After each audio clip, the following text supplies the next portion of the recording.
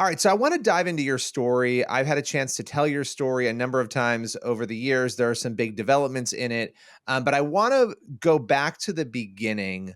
You, as a football coach, going in with a commitment to pray, what was it that led you to feel compelled that you wanted to make prayer part of that journey into football?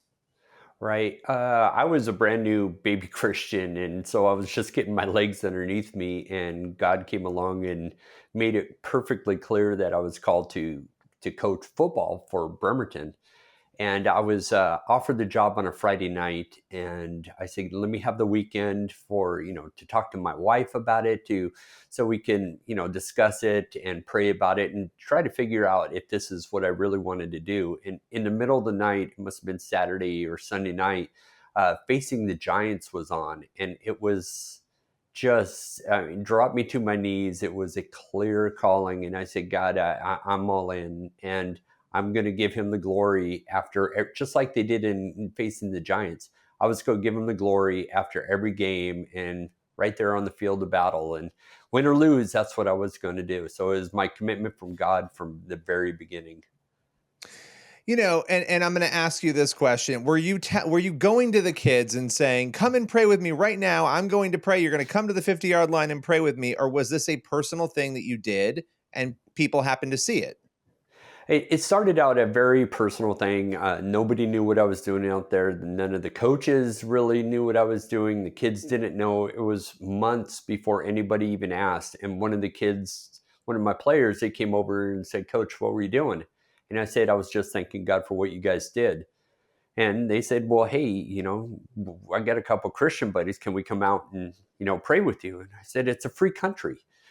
Telling somebody that they have to pray is just as bad as telling somebody that they cannot pray."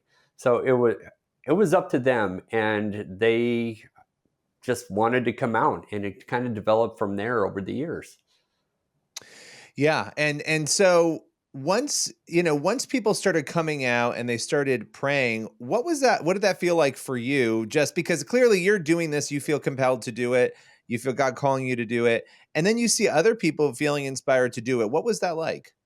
It was very it was interesting to at first, like I said, I was brand new baby Christian. I wasn't used to praying in front of everybody. It was really just, "Hey God, thanks for what the guys just did on the football field." And when the team started joining me, it was that really awkward thing where I would be needling a silent prayer, and I'd look up and they were looking at me and they were like, "Are we done?" I had no idea. So it just kind of developed from there. And I made it very generic. Lord, I want to lift up these guys for what they just did out on the battlefield. And they played for 48 minutes, and, they're warriors. And I appreciate, the opportunity to coach and for them to play. Now, correct me if I'm wrong on the timeline, but it was about 2015, where around September 17th, 2015, where you were praying without a problem for a long time. And then suddenly there's an issue. Somebody says something and it reaches the administration. So this is before you make any amendments to it. But at that Sure. point, they come and they say, you need to make a change. And as Jeremy was just saying, you at that point make a change. Can you take me through that a little bit? Right. Yeah. For 8 years, it was in my middle to eighth football season that, never was an issue. And it wasn't like an everyday thing with the kids. I had two football games every single week, Friday and a Monday, because I was the head coach for JV and assistant coach for the varsity. So we played on Friday nights and on Mondays. And, sometimes we would get beat, and sometimes the kids were either, maybe we won greatly, and it wasn't like a normal thing where they felt compelled to come out there every single game. There was many times throughout the years that it was just myself. It was never you know anything that was a normal thing until right at the end. And as the years went on, the kids started inviting the other teams. They said, "Coach, can we ask the other team?" And again, free country, this is your team. If you guys, that was my football captains, if they wanted to do that, it's up to them. So the last year was when the school administration got wind of it, and it was actually really odd because it came from a compliment from one of the school districts that was at our football game. And they called the principal and said, "Hey, what your football program is doing is really amazing." And so, of course, they want to know what our football program is doing. And it just kind of spiraled out of control from there. And their lawyers got involved, the school district, and they started an investigation. And I'm just going, I just want to coach football. I didn't understand what was going on. So they ask you to do it by yourself. And I know there was a point where you didn't do it. And correct me if I'm wrong, you didn't pray and you were driving home and you were feeling kind of like, man, I didn't keep the commitment I made to God to pray. And you went back to the school and you kneeled and you prayed. Um, when did it become apparent to you that this was going to be, you were going to lose your job over this? Take me through kind of that pinnacle point of, okay, this is now they're not even letting me pray silently on my own. Right. And that was really odd. I worked so hard with the school district because I mean, these people are my friends for a decade, almost a decade. We, coach together, we're friends, we attend church together, we live in the same small community.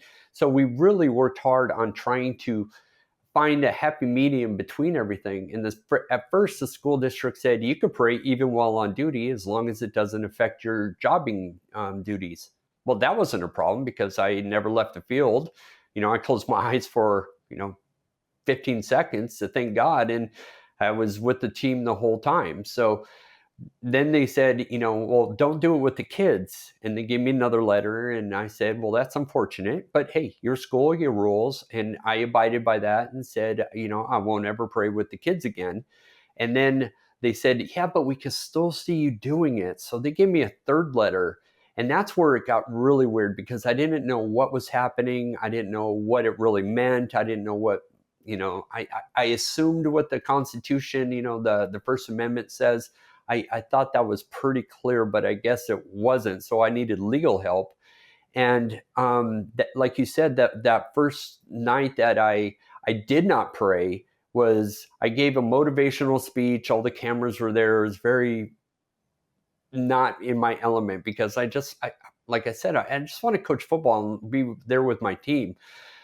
But everybody was there. It made a big deal. I said a motivational thing.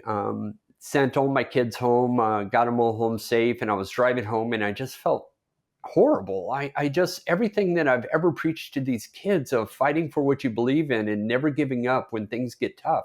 And here I am, I totally just turned my back on God. So I turned around in the car and drove another 20 minutes back, and it was almost midnight when I snuck back onto the football field, and I sat there and had a great, conversation with God at that time and asked him, is this really what I'm supposed to be doing? I mean, you got to give me something here. So it came down to where the school said, if you pray anymore, then, we're going to take action against you. And I didn't know what that meant at the time. And they said that they're going to have to suspend me if if I continue to do my prayer. And since I was doing it alone and I abided by every rule, I really needed help. And that's when First Liberty got involved. And they helped me navigate that. Yeah, I'm well within my rights as, a United States citizen and a, former Marine to exercise my rights. And so it came down to that pinnacle moment where I knew I was, everybody was watching, waiting to see what I was going to do. And I walked out there all by myself and I took a knee and I thank God, even though I knew it was going to be the last time I did. And that was the last time I was on the football field with my football team. Now, Joe, this has been years. I mean, I remember covering this story when it started, right? So that day that you said the cameras were there, I remember we were writing about it. And, as I look back at that, I would imagine a lot has happened during this time. What have been the personal costs to you? And maybe there aren't a lot. I don't know. But what has this been like? Because you could have given up and just walked away and never argued this or fought it after. What has it taken for you to do that? How has it impacted you and your family? Well, especially my family, I as being a, United States Marine, I was used to battling and fighting. So, but it affected my family because my kids, they attended Bremerton High School during all of this. I had two kids at the high school, one kid in the middle school. My wife, she worked for the school district at the time, and it was a very awkward situation for everybody. It was, I mean, the amount of stress it put on my wife was, it, it was terrible. And, you know, I ask for forgiveness every day because, I mean, it still goes on. Every day is a reminder when, you know, that this is really happening. And it's been tough, you know, on, you know, my personal side for me.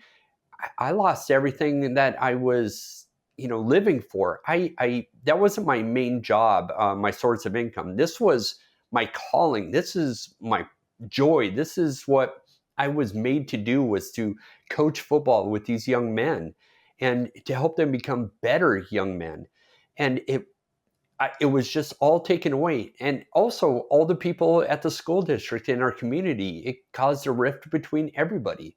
It was a horrible situation. And when you just lose everything, after 8 years, that's a lot of investments into our community, into the families. I've built relationships. I've coached, you know, a family that had 3 different kids, you know, almost during that decade, that came through my coaching program. It was amazing to see these young men grow up, and everybody in the schools to just mature with them. So that was all just absolutely 100% taken away from me. And to be having to walk away from that, not because of my choice, but because I stood up for what was right, that doesn't sit well with me even to today. So it's been a fight. It's been a long, it's like a marathon. It's been going on, you know, this is the eighth football season. And, you know, like Jeremy said, it's 7 years. Well, that's 8 football seasons. So as long as I coach, that's how long this fight's been going on. And it's a long haul, and it doesn't get any easier. Every time I look at pictures or watch videos, or anytime the news is on, when I see this stuff, it's an instant reminder of everything I went through. What if the former team members and community members, people are watching this, right?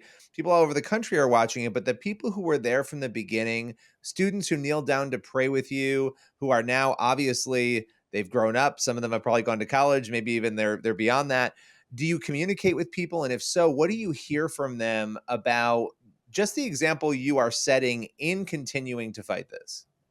I stay in contact with most of my team. For, you figure, 8 years, probably 60 kids on the team every year. That's a lot of families and a lot of players.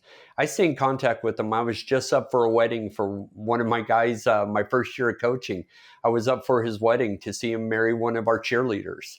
So I've been to their graduations. I've seen them give, you know, have families and, you know, raise children. It's been just amazing to be part of their life still. And they're always encouraging to me, and I'm always encouraging to them, because I'm fighting still. And I tell them the same thing.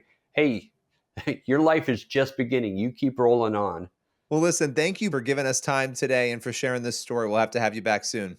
Awesome. Take care, buddy.